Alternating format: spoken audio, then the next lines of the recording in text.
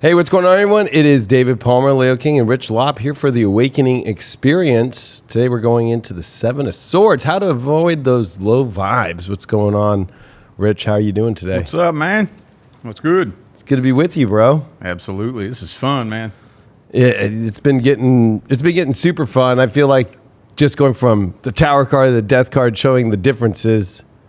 But then, this is like one of the most controversial cards out there. Yeah, everybody likes to argue about that card because, you can pretty much argue about any card because the tarot is learning the tarot is like learning a language. Yeah. Kind of like the English language. How many words do you know that, depending on how you use it, it could have a totally different meaning?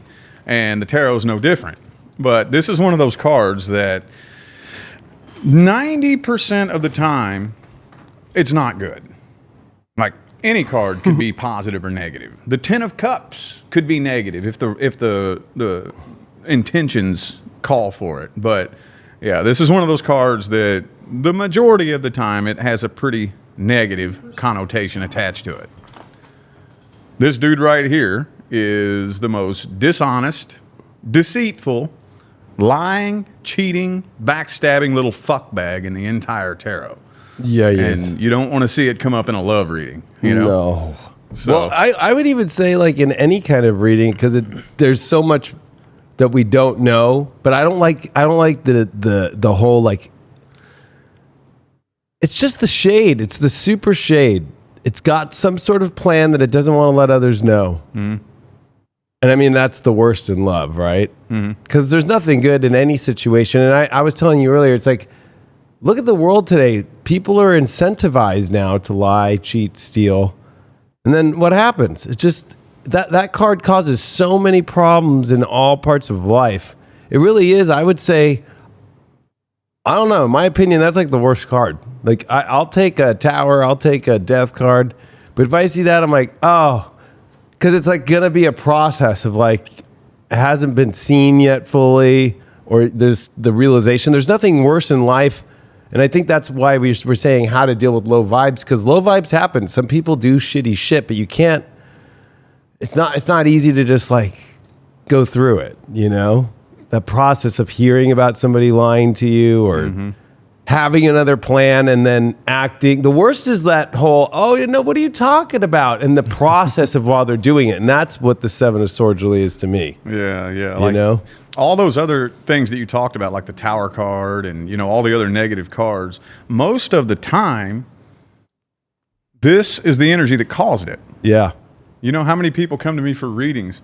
And surprisingly, some of my clients they're very, very honest that, we're both in marriages, we're both married, to other people, and neither of our partners know about each other. Are we going to be together forever? And delivering the message in a way, like with as much respect as possible, that no, that energy, simply the foundation being laid with this energy right here is not going to manifest anything good. Like I always say, vibration is the primary law, and attraction and manifestation is the secondary law. So the vibration comes first.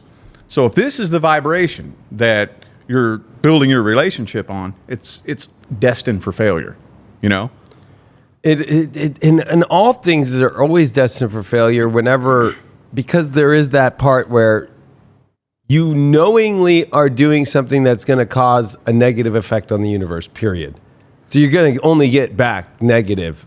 And that's what makes that card worse. It almost feels like people get down a road like the story you just brought up of somebody, right? It's like, well, we're already married and we're with somebody, right? Like, and it just feels like, well, I guess I just have to keep creating another lie on top of another lie. And that's why I think it's interesting that there's 5 of the 7 swords, which has that 5 of swords quality of like, I'm going to do it no matter what. But it's kind of interesting because it's that guy holding the swords with his hands. It's just like you're cutting yourself worse. It's funny, like last night, finally, after all this stuff, Sophia's watching 90 Day Fiancé. I've never really watched that show except for like little bits. But these people are going, these Americans are going like to Egypt to all these places. This 67-year-old woman's going to be with this 24-year-old guy in Morocco and thinking he loves her and all that stuff, right? And it's like she's knowing already it's not going to work out, but she's willing to believe it, because that's the other part too, is it could be a complete misread and not paying attention either. Like, right? Like, and I know that could sometimes be like high priestess reversed or something, not listening to her intuition or something. But there's like a knowing, I'm going to just keep going through a negative situation. And it was funny because that woman was saying like, well, I'm nervous. I haven't dated for 12 years because I'm afraid of people. But I'm going to finally give this one a shot. And then, of course, she's talking about her trust issues before this guy's even done anything in Morocco. You know what I mean? And by the time she gets to Morocco, boom, all the fucking shit happens, right? It's just like she's telling the cameras what's going to happen before it's going to happen. That's why I don't think it's that hard of a reality show to figure out. Now, they say it'll work. You could hear the person say their own weird things. And that's what's weird about that card, is there's a knowing. Some parties in a knowing. And then also, I think the other part is, you can feel this card, like, you know what? This card can be a relief sometimes when it's like, I knew there's been something. I'm not crazy to get that I've been getting these weird little pings. Yeah. Well, I mean, it all goes back, like I tell people all the time, because especially in my line of work, my goal as a professional tarot card reader, my goal is not to just give my clients the answer.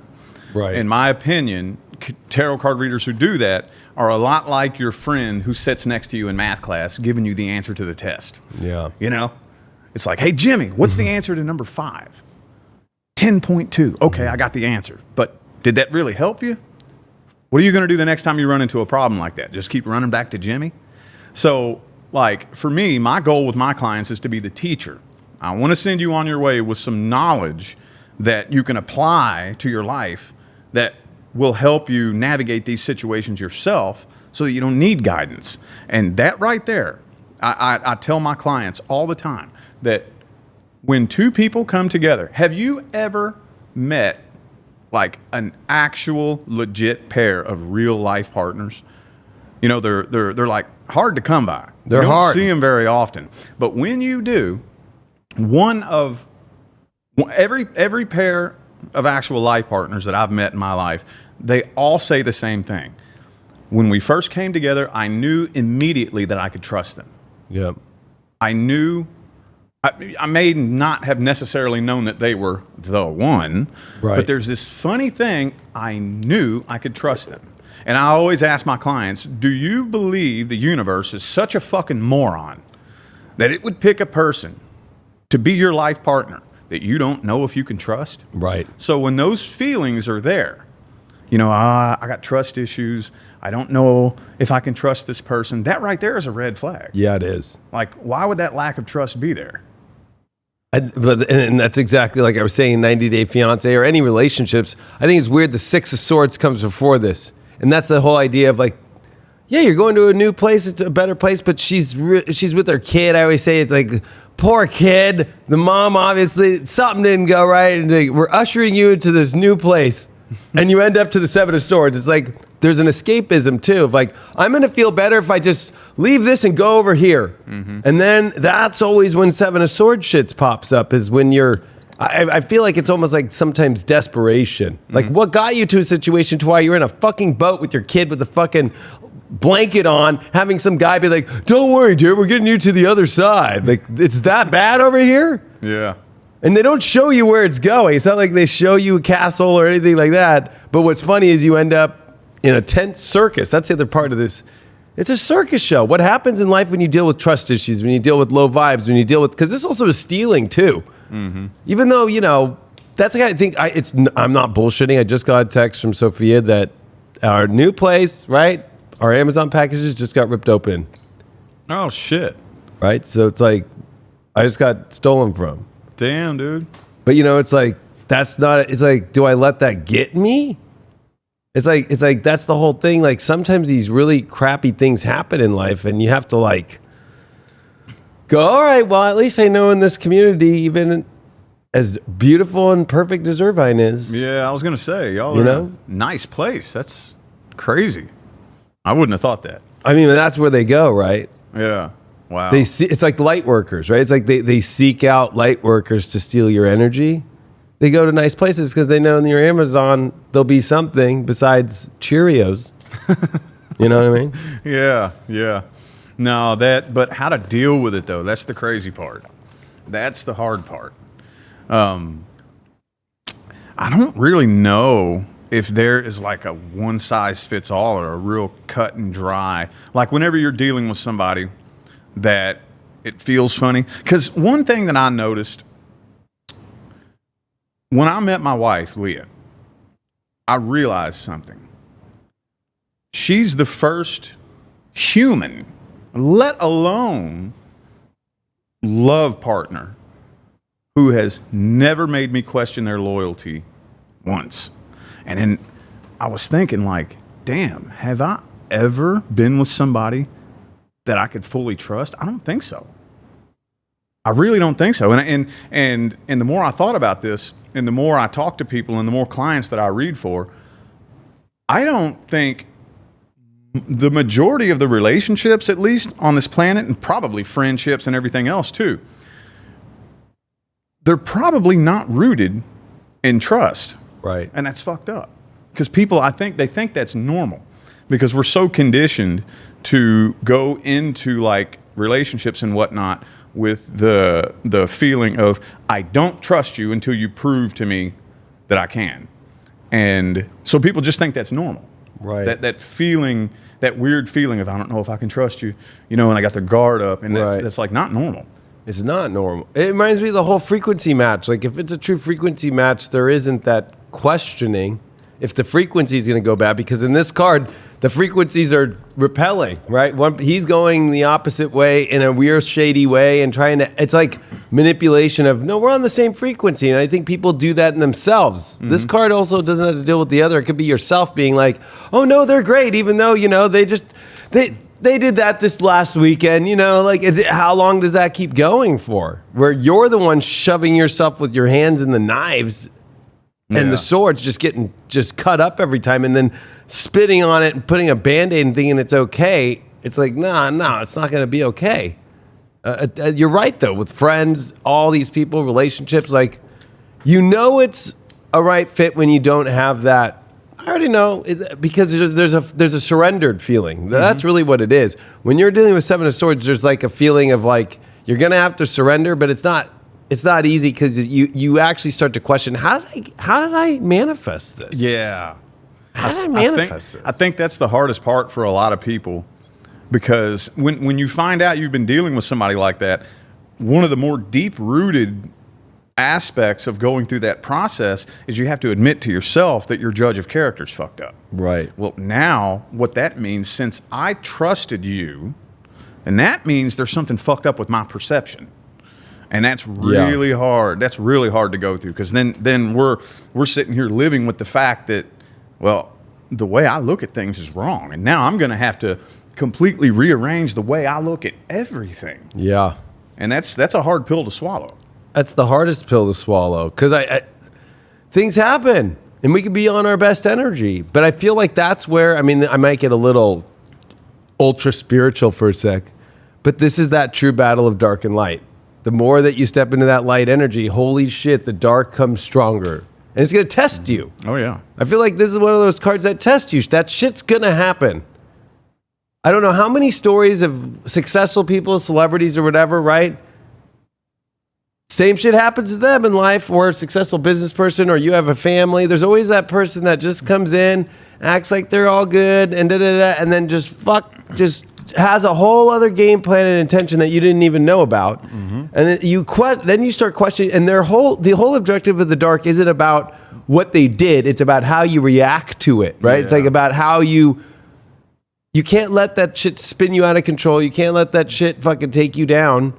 You have to fucking go, all right, I'll pay more attention, but I'm not going to stop my game. I'm not going to stop my life, not going to start my happiness, because that's really what it does.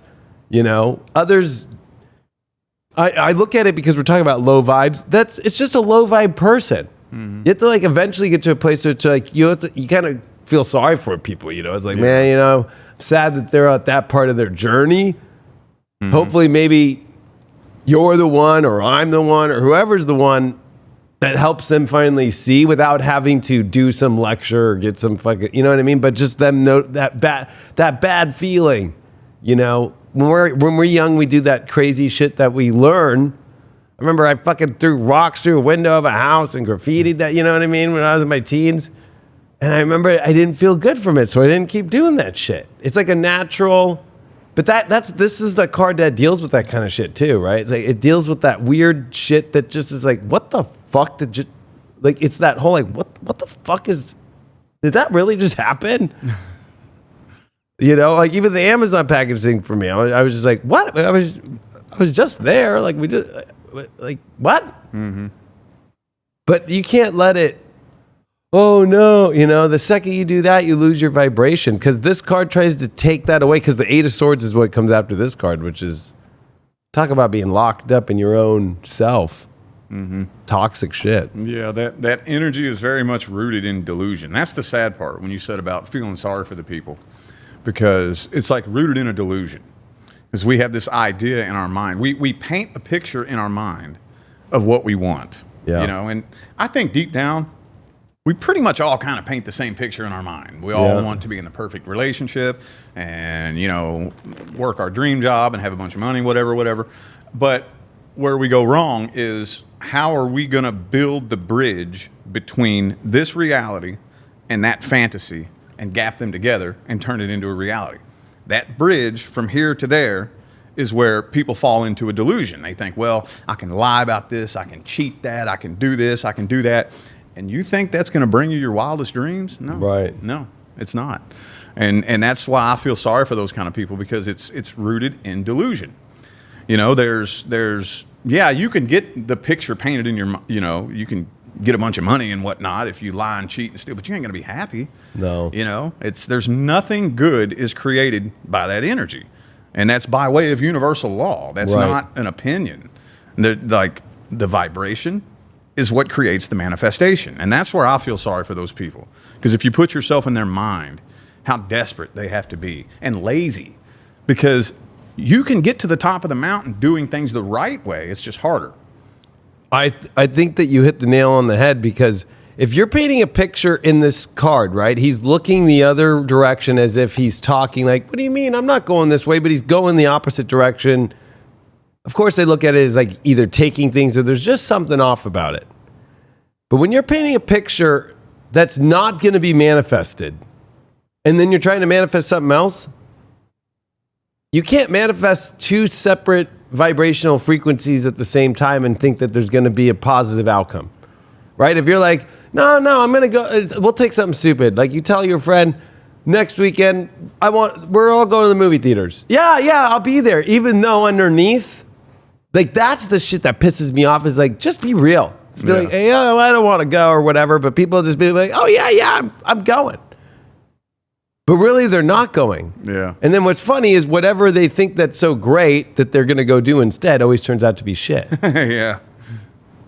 And so it can start off really little, but it could go really big. And I think sometimes this card can be read as like too big. I think that's where in a tarot reading, you got to use some other cards to get some context, because this card can be, that's why I think it's so controversial. It could be just a misconception, a misunderstanding. Yeah. But it also could be, you know, something has to be addressed, no matter what, though. Yeah. And I feel like that's hard. Like I had a best friend. I did his wedding. I actually introduced him and his wife at the end of high school. So I did their wedding in 2016. And then when I got married, my first marriage, he bailed and he came up with all. It said, oh, the invitation didn't have my wife's name on it. It just said my name plus one. And I was just like, really? After all these years in high school and everything, and you're not going to go because of that? Obviously, there was something else, but I never knew, and I just let it go. Yeah. You know what I mean? Yeah, that's a perfect example of where you got to think, like, put yourself in his head. You know, if we're best friends, like, usually when you lie, there's a reason, usually. Unless you have a pathological liar, and that's a whole other story. But, like, usually there's a reason. And typically, generally, the reason is to avoid some assumed negative outcome.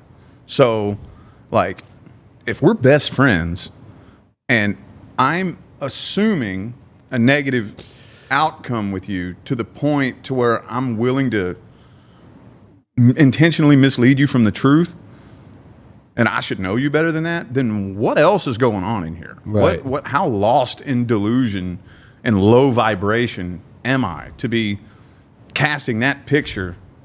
So that's where at the end of the day, I feel sorry for people who can't get out of that energy of having to lie and because they're scared.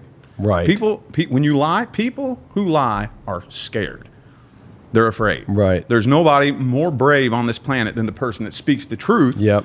And no matter what the consequences are, people who lie are cowards. And you know, it's funny you bring that up because the Page of Swords, he's loves the truth and he's in a positive blue energy, right? There's the blue sun. It's a nice card, and he's holding the sword up the proper way, and he's swift, where he's slugged out and he's holding him incorrectly upside down. It's the most opposite of the truth there is.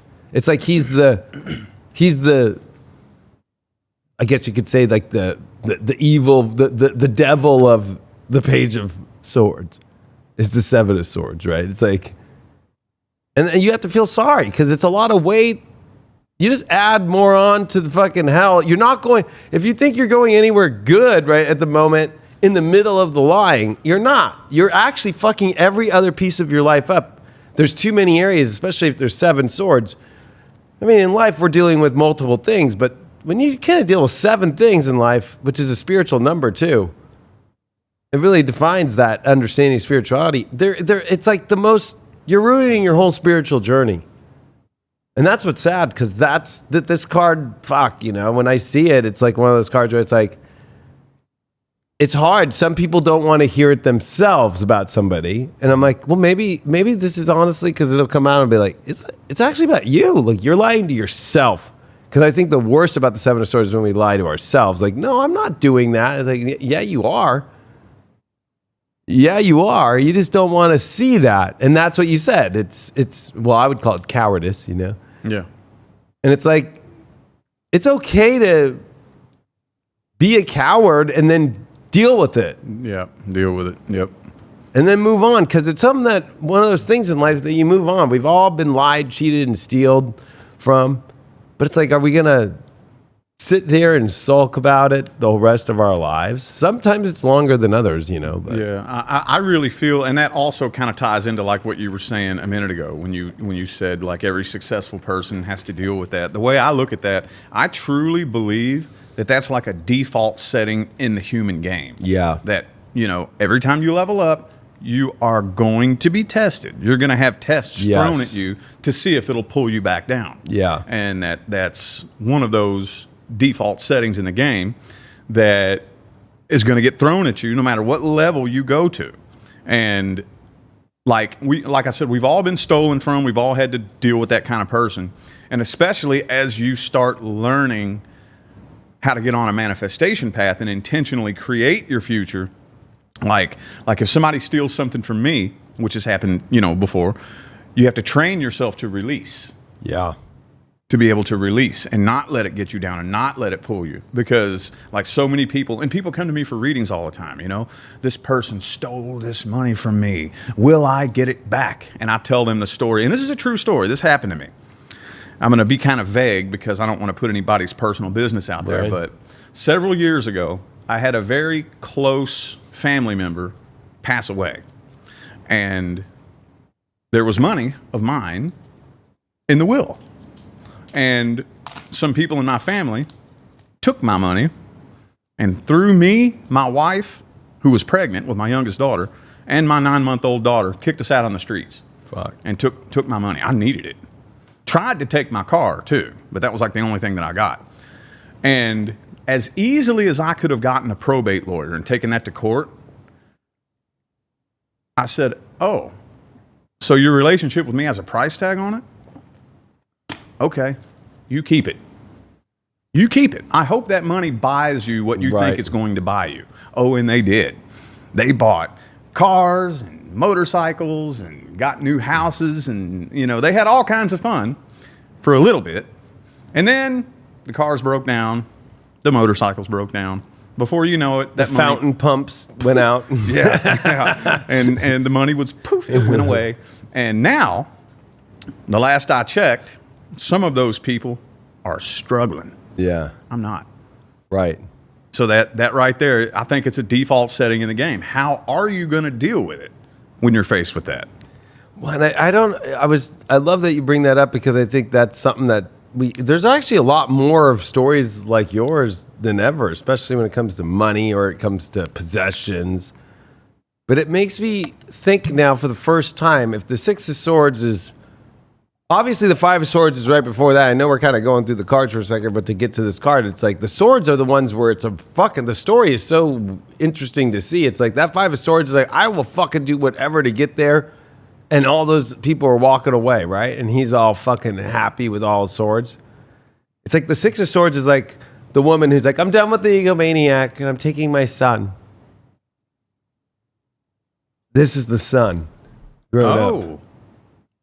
Oh. So it's like in life, when you carry that with you, if you're going to be a mom or a parent and you carry that conditioning, that default setting you were saying, how do you level up and not bring down even your own children or people around you in life by carrying the story of like, well, I had this happen to me in my life and we had to get out and we had to go in this separate direction. Because the best success stories are the ones where you're like, damn, you lived out in that country. You guys were being slaved out and you fucking escaped and you're doing so great now. And you're like, and the person has always surrendered to that. It's been the fuel to them changing their life instead of the fuel to get attention. Because there's another part of this card that deals with the fucking really shitty, weird part of attention. Like, I want to get attention even if it's shitty. Yeah. I mean, you can correct me if I'm wrong. From my personal experience, that's not just been the greatest success stories. That's been every fucking success story I've ever heard. Yeah.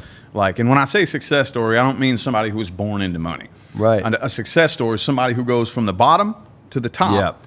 That's energy transmutation.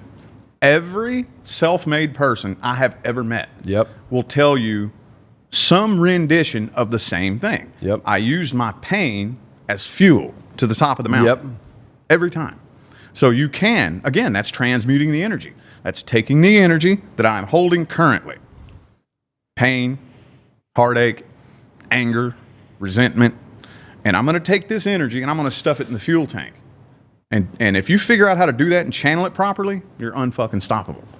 Well, it was funny on your weekend horoscopes this weekend. You had brought up there were some people that were hitting rock bottom in certain places, and you always say that's the best place to go is because it's nothing but up. But I feel with the swords, it's like we can hit a rock bottom in our mind about why did this happen? How did I get to this? Because we always think of rock bottom as the physical realms, but we can hit rock bottom in our mind where we're fucking in doubt. Oh, yeah. Creating ideas and thoughts and visions of trust issues that create. And so you could be you always see that. You can see super successful people, but you could see them in the corner in their mind. And you know what? It's like you could start to see then the physical start to trample over the months, over the weeks, then the days, then it's like, that's how quick we can hit rock bottom in our mind because we could be in a place where we're not trusting anymore. We're freaking out about it. This is also a card of freaking out about something that maybe it's like, okay, just so what? That person came and fucking threw. Actually, I did that. I got dared when I was like 14 or 15. I owed my buddy like $5. That's back in the day, It's like you get $5 like a week, for lunch. And it was just like, I lost a bet. And he's like, you got to take that fucking 64-ounce fucking big gulp and just throw it on that car next to us. I'm like, sure, whatever. So I fucking did that. Fucking, you know what I mean? A guy chased us fucking for like an hour and a half. You know what I mean? But it's like, and I got rid of the $5, but fuck, like that. It's like one of those moments where that guy his whole day was fucking ruined. Or we used to have, we called him the runner. This guy ran the same route every day, and there was a construction site happening for a year on this road with like 500 cones. So we'd cone it, We just take my buddy's old Jimmy, fucking and cone it, like go through every cone. Papa, we didn't give a fuck. Papa. Then we fucking see the runner, pick up the fucking cones and chuck it at him.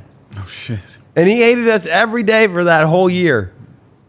And sometimes you get smart and prepare and act like he was running and then try and get it, but he never caught us. But it's like you deal with that kind of shit. And man, that shit can get you. And I've been on both sides, you know what I mean? Oh yeah. Oh yeah. We've all been on both sides. We've all been on both sides of that. Yeah. Shit. Oh yeah. Oh yeah. I would be lying if I said I've been a perfect little angel my whole life. I know. God, I can remember when I became a teenager.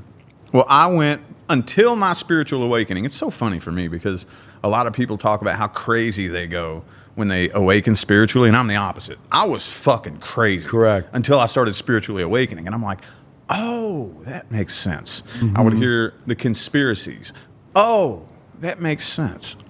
Then the world started making sense, and my head leveled out. But before then, I was buck wild fucking, and it's embarrassing how fucking crazy. Luckily, the internet didn't exist back then. Right. But Totally. yeah, Thank God. yeah, I can remember as a teenager, I was such a good liar.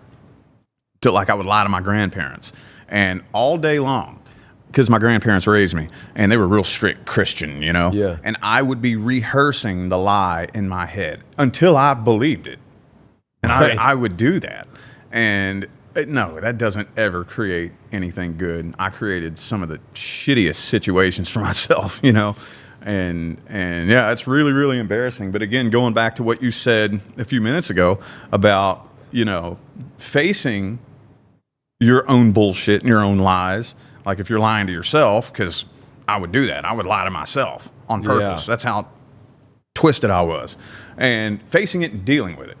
Because it's so uncomfortable. But once you hit that rock bottom, again, there's no other place but up. What else am I going to do? I'm not going to stay here at rock bottom.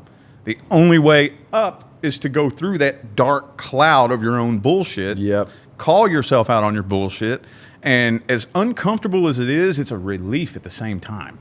It is. It's to just surrender and let all that go and just be like, okay, well, this is who I am. I'm a fuck up. I'm an idiot. But you know what? That stops now. And Yeah. start owning it. And it's so bizarre how uncomfortable and empowering that feels at the same time. And you start kind of getting addicted to it. Right. I started getting addicted to it, you know? It reminds me of Burning Man, what you just brought up. About the whole spiritual awakening experience, right? It's like, I was the same way. Crazy as fuck, got spiritual, and ended all that craziness. To where my life now is like, you know, I'm not thinking about having a party at the big house, you know? Or I've had people who've been hitting me up, when's the party? When can we do that? And I'm like, looking at my place like, I'm about to have a baby here. You know what I'm saying? I'm not thinking like that. But it reminds me of Burning Man because now I'm not going to say that every burner's like this. There are spiritual people that go to Burning Man, but a majority don't. They think, I'm going to go to this place, which is so funny. Seven of Swords, Coachella, Burning Man, right? Yeah. There's tents, right? Yeah. I'm going to go to this place. It's going to make me spiritual.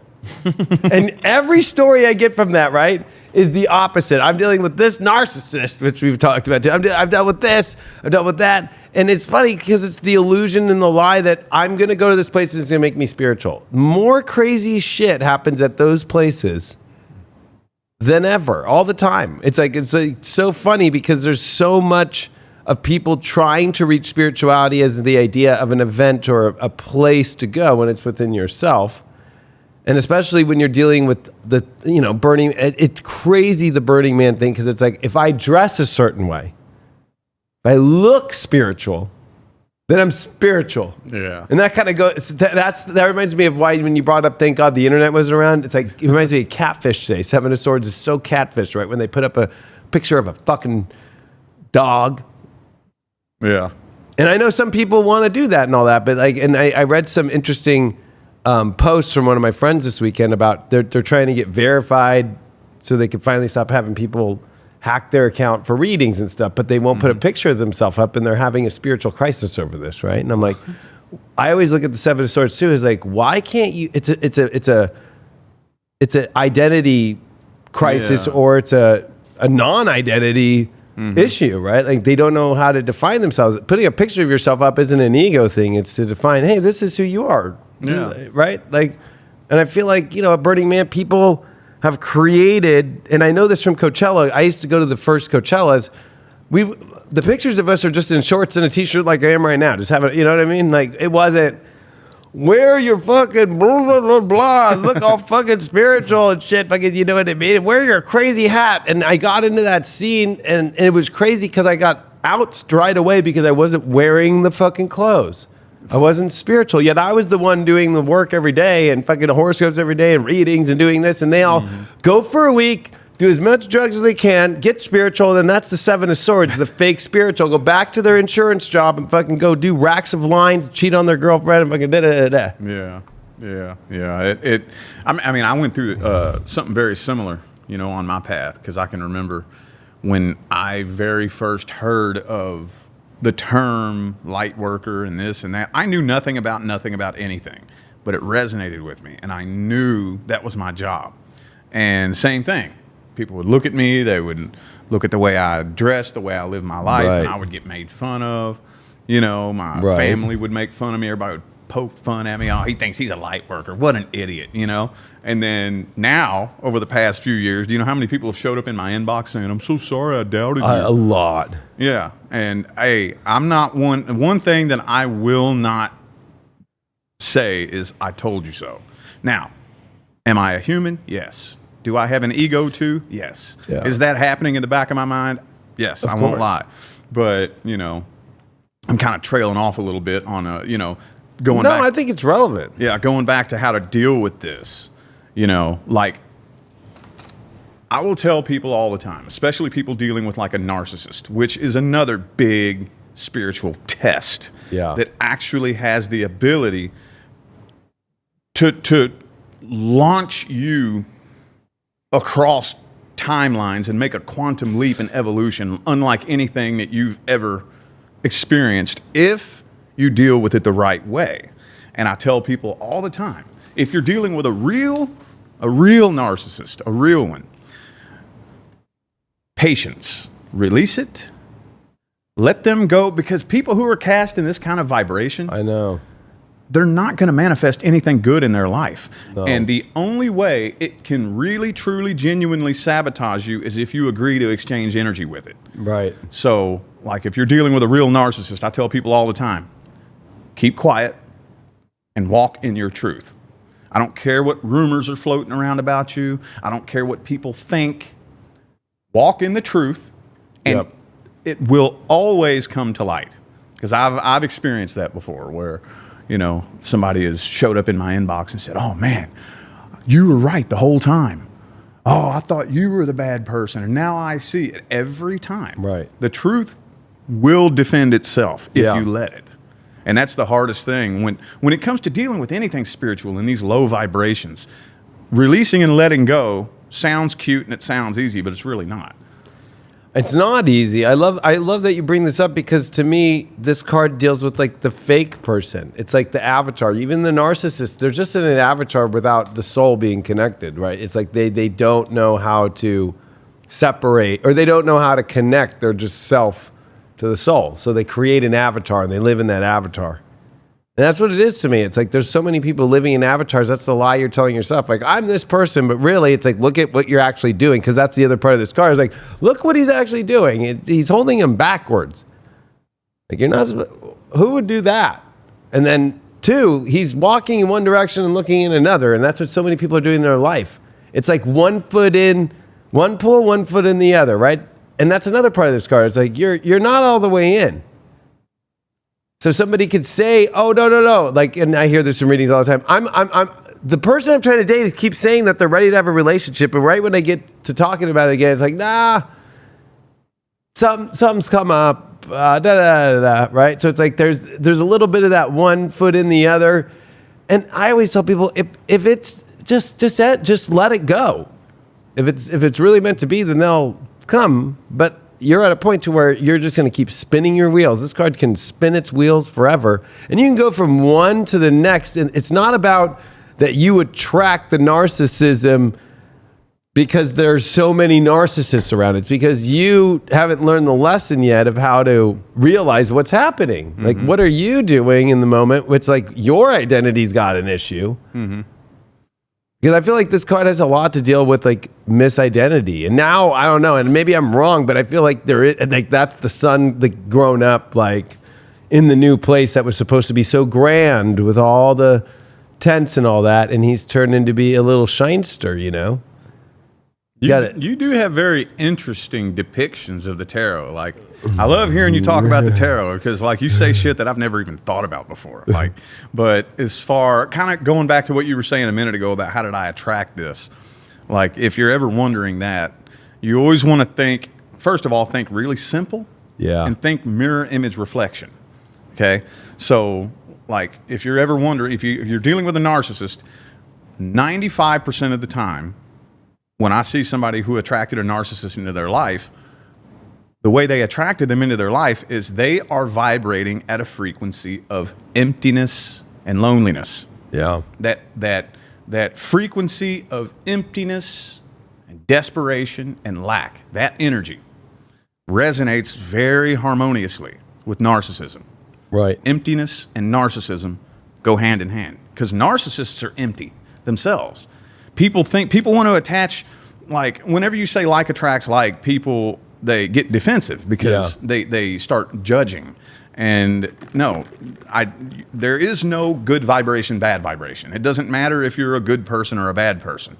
Like we talked about on that one episode, remember, where the two people come together who were both cheated on. It's the same thing. And most of the time, well, let's be honest, 100% of the time from my experience, but just to be practical, 95% of the time, somebody attracts a narcissist into their life. They're empty, lonely, and codependent. And that's the energy that attracts them in. They're easy to mold and manipulate. It's true. And I feel like it's also when you get too caught up in the mind, because we have to use, a lot of the manifesting tools are in the mind. But if you just do it in the mind, I feel like there's intuition, there's your passions, there's a lot of things. And I feel like when you just, like, if you just try and figure out a situation, like I hear it all the time, like people are like, I'm going to figure out the perfect relationship. And then it's all just by the book, like in their mind, right? Where they're not paying attention to, like, well, this person's actually teaching me that, I don't know. Let's say, like, for example, you know, when I used to date, you know, girls would be like, oh, you smoke. Right? So there's, like, it's a mental thing. I won't date somebody who smokes, you know? But then they would go on a date with me and they'd be like, actually, fuck, you know? It makes you look past the mental stuff too. But I feel like in this card, it's like expectation too, maybe, of somebody. And then some people do shady shit because then they, like, you were with your grandparents. There was such high expectation that it create the lie. So sometimes this card, you're the one who created that situation of that person to do it because of the way that you expected somebody to be. You wrote, there's no fucking book in the sky, I always say, that's flying around of what the rules of love are, you know what I mean? Or what the rules of life are. Like, and if I don't follow it, then it's not going to work. And that's what's, I think, difficult. That's why you're doing your manifestation series. And it's mainly about how you master the matrix. Like, there's a way to do it, but it's also got a flexibility aspect to it, a learning curve that comes with it, which life is always like, this is the fix of everything. You know what I mean? It's like, I look at, like, instruction manuals. I don't use them for electronics. Sometimes they bang on it and it works. You know what I mean? When they say don't bang on it. Yeah. Right? But I feel like this card is the expectation too that comes sour. Mm-hmm. You know, and expectations always do come sour when you expect too high. Yeah, yeah, and so when it comes to the expectations, I'm glad you said that because we have this book written in our mind. We kind of all have it. And where did the book come from? Like you said, the instruction manual of love. Yeah. We all have the instruction manual of love written in our mind. Where did that come from? How was that instruction manual in our imagination written as to how love is supposed to be? The decades and decades of programming. Right. You know, like what was the one you were talking about on that one episode? Cinderella. Oh yeah. Or whatever. Yep. Or, how she's just sitting there. Yeah, yeah. And the two lonely, desperate, hopeless romantics finally come together, and then they kiss, and then the credits roll, happily ever after. That's it. And then we see that, and then we're left to fill in all the blank spots with our own imagination. Right. And they very strategically and deliberately talked us into filling in those blank spots with bullshit that's going to know. cause us to manifest backwards. I agree, because I always loved there's no flying book in the sky. Like, people have this but they did this. And I'm like, well, where'd you get that from? I don't know. What everyone, right? There's that whole they said it or everyone said it, which has zero base. There's no base. That's part of the program. Mm-hmm. The program and the Matrix shit is all this shit that's running, that's all been programmed, and they've been programming a long fucking time. Oh, a long time. And it actually, I mean, think of music today and all that shit, or the music, especially in rap. Like, it's like they rap about cheating on people like as if it's a normal thing. Like, yeah, and I got away with it. And then somebody's listening to that, and then they're programmed into that. Or there's the opposite. Then there's women who make music who's just like, oh, every guy's a fucking loser. Yeah. You know what I mean? It's like, okay, well, then every guy in your life's going to be a fucking loser. Mm-hmm. Stop expecting the winner when you say every guy's this. Right, yeah. You know what I mean? Because this is the other card. It's a guy, or it could be a girl. I mean, in this world today. But I would say that, the weird part about that card when it comes to the men aspect are these men who are acting like they're so powerful, yet they're so weak. They can't even say the truth about this small little thing. And I hear it all the time, and I get it. Like, it's not like I hear guys say all the time that women are creating. And there are women that do it. But there's so many just pussy-ass fucking dudes out there. And to me, that's the card of the pussy-ass dude. Like, oh yeah, I'll fix that for you, but then they won't. Or I'll show up, I'll do that, and then they won't, right? Mm-hmm. It's like they already had, I was with my boys drinking. But I was going to say, I'm sorry, I was late. I was doing something else. It's like easy to, when you're starting to see that in your life, but you're still keeping a grip, you're not going anywhere until you deal with that. And that's what this card, I think, is hard with.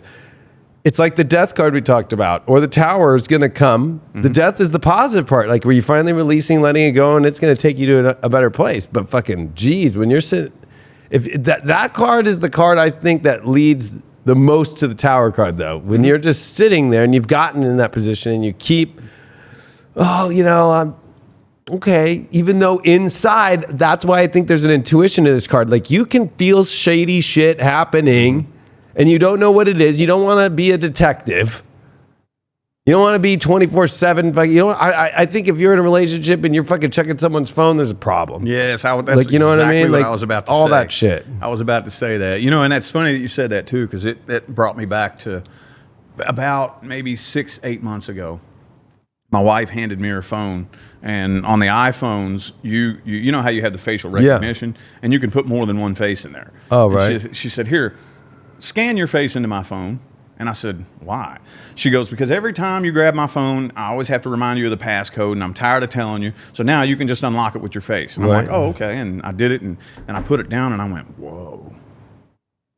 That's fucking trust right there. Right. And so many people, like, oh, he went through my phone, and I was going through his phone. Right. If it's at a point in your relationship where pretty you bad. even think you need to look through their phone, it's over.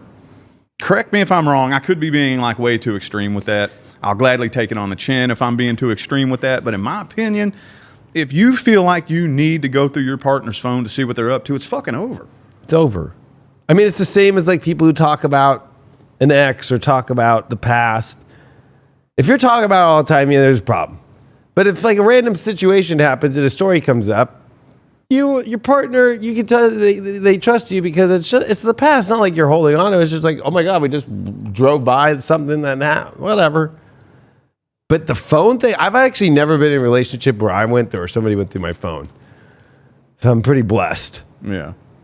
But I couldn't imagine, when I hear that shit, I'm like, it's gotten that bad. Yeah. And then that's where that Seven of Swords, it's been building. It's like, I mean, it's kind of like a mini tower card. Yeah. Like the minor arcana version of it, because this is actually the first minor arcana card we've covered. Mm-hmm. Yeah. And that's what's funny. Like there's the majors and they have like little minors. But to me, I feel like that it's like a tower ready to fall. It looks like he's... it's coming. It's coming down. It's all sliced down and fucking... Even the king will be upset from things being stolen. The people around him, everybody... And that's the other thing is... toxic relationships or toxic situations or lying and cheating, stealing, it affects everybody. It affects the people around. It affects the family, the parents. It affects so many people. And you don't want to be that person, or you don't want to be manifesting that as I know this might trigger people, but we've all been there at one point in our life where we're the ones causing all the drama. Look what happened to me. Look what happened to me. There's always, fuck this. This is it. And everybody's now, their energy's like, Yeah. And then you wonder why people are like not taking your calls as much, or they're a little bit more stressed if they talk on the phone with you. It's because you're the center of the universe now of your problems. And this is the card that I feel represents that because of the fact that it's all about what happened to you or what situation's happening when you're not looking at yourself like you're the one who's carrying all these shitty swords. You're going to add another one? You're going to add another relationship like this? But people like that shit. People get addicted to the toxic. Oh, yeah, absolutely. And that energy, it keeps feeding itself and fueling itself. I'll do readings for people sometimes who, like, here's one that I get from time to time. He cheated on me 3 years ago, and I still think he may be cheating now. Is he cheating on me? And before I'll even put the first card on the table, I'll say, well, think about this. What if I say, no, he's not? Are you just going to magically say, oh, okay, I trust him now? No, you're not. Because that lack of trust, it seeps deep. yeah, even if I say, no, he's not cheating right now, you're not going to click off this video relieved, because that feeling's still going to be there. It's still going to be in the back of your mind. Like when he says, oh, I was out with my buddies last night, you're still going to be thinking, was he really though? You're not going to believe anything that he says, and you're going to be second guessing. And even, let's go ahead and say, just for argument's sake, that he has completely cleaned up his act. Let's say he has, and he's not doing anything wrong. He's owned up to his shit, and he's really has good intentions. And you still have that lack of trust. Yeah. That is going to destroy the connection. Yep. Because you're not going to believe anything that comes out of his mouth. You're going to be second guessing everything that he does, and it's going to build and build and build until a tower moment happens every time. Yeah, and I feel like that's kind of what's missing in society today is like back in, I was going to say the old days, even though it's like 10, 20 years ago, it's like there was times where it's like the girls go do girl things, guys go do guy things. Guys go play golf on Sundays, girls go to fucking get their nails done together. But we're seeing this really weird world now where it's like, when you bring up, if you do a reading and somebody thinks they're cheating, and they're not, probably, if the cards say it, if the work that we do says it, and they don't want to hear it. It's like that's the other thing is like, this is a card where it's like you're lying to yourself because you want to bring it down. You want to bring the low vibe. And I wanted to go deeper on that addiction to it. It's like there are people that just love that as the story of their life. Mm-hmm. Like, oh, you have no idea how much hell I keep going through. It's like they love that shit. Yes, they do. It's like to them, it's like that's the edge, because there's an edge to this. Even though, to be honest with you, it's not an edge. The edge to life is up leveling to me. The edge is not this lowly fucking like I don't even know sloth walking around all. And if you notice, he's wearing baggy clothes. We tried to compare him and see if he had the Fool card, but he wasn't even close to the Fool card. So it's like one of those things to where it's like he's not even, the Fool's at least excited for his journey. This guy's not. This guy's actually taking from others, and we could take from others to hear the same story, the addictive story, the drama story. And really, you can't have those two pictures running. Like, I'm gonna have a great life, while it's like you're more addicted to the toxic reality show that you're creating. Mm-hmm. And that's hard in this matrix too, because it reminds me of the Cash Me Outside girl. Yeah. Like, it's cool for a good moment. It's funny. But if that's how you're living every day, I mean, do you really think it's going to go anywhere except to the next person where she's just out the door? Cash me outside, bitch. You know, or I don't know if you remember, there was this kid, Latarian Milton. He drove his grandmother's car when he was like fucking Yeah. When he's like 10. 11. Yeah. Yeah, right? Yep. Right. You remember that? It was like 10 years ago? Yep. And I followed him energetically because he popped up 6 years after that. And then he fucking stole an Uber car with his buddy and got arrested and all that shit. And that kid was fucking 10 years old and already in that fucking story. Just like, oh, and he's like, and we smoked cigarettes. Yeah. He jacked his grandmother's Durango, Yeah. you know, and hit two parked cars. I'll never forget the way that the guy does it. Like, you know what I mean? Yeah. And in the supermarket and all that shit. And it just reminds, like, that card to me is Latarian Milton. Yeah. It's like, are you really going to be dealing with it? And it's like, I love the grandma. I was like, if I were to see him right now, I'd whip his behind right now. And then I was like, do you think you should get in trouble for this? And he's like, I don't know, maybe a little bit no video games for like a day or something. Yeah, that usually, I mean, I hate to speculate like this, but I could be wrong, but usually it stems back to childhood when people are addicted. Mm-hmm. Now, we talked about that in the one episode where it has been scientifically proven that your body does become addicted to the chemicals that are produced by your brain. Yeah. Like whatever kind of energy that you're around and whatever emotions get triggered, that puts chemicals in your body and you get addicted to that. However, like there's this other aspect to it too, where, for example, have you ever met somebody or heard of somebody who did like 25 years in prison? Yeah. And then they didn't want to get out. They wanted to go back because that's Right. all they knew. A lot of these people who are addicted to that toxicity, that's all they've ever known. They grew up in a toxic home environment. All they've ever been in is toxic relationships. So you give them a healthy relationship, they don't know what to do with it. It's weird. It's out of their comfort zone. You know how many Yes. people I lived with on the streets that told me straight up, I don't want no fucking house. I love living like this. Right. I ain't got no responsibilities. You know, I don't have to pay an electric bill for the street lights to be on. I don't have to pay rent under the bridge. I don't want no damn house. Like, Right. they would tell me that. And that a lot of the people who are addicted to that kind of, that's all they've ever known, you know? It reminds me of being in drug life when I was in drug life, because that Seven of Swords shit's happening all the time. Mm-hmm. It's happening 24/7. Like the people are coming in now, it seems exciting or whatever, and then boom. What did that motherfucker just do? What? That fool just stole that fool's shit? That fool's fucking doing a deal with that person? That fool's doing this? Oh, he's fucking your girlfriend right now? That's Seven of Swords shit. And, you know, people act, and that's what I think is hard about the Matrix, especially in today's society, is the party society. And I'm the last person to say fucking anything about this, since I've fucking been a promoter, and I still promote as a DJ, and I'm a DJ, and I do festivals. And that's been my life, right? Where my dad was opposite. My dad could have one shot of fucking alcohol and fucking pass out. You know what I mean? Where I was just on everything, you know? But it reminds me of just like that's what you're manifesting in that life. Like when you go into party life, Seven of Swords is going to be there. Just tattoo it on you. When you're in party life, tattoo it.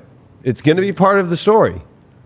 And that's what's hard, because whenever I do readings, that's actually one of my secrets about that card. Is I'm like, oh, you're partying a lot.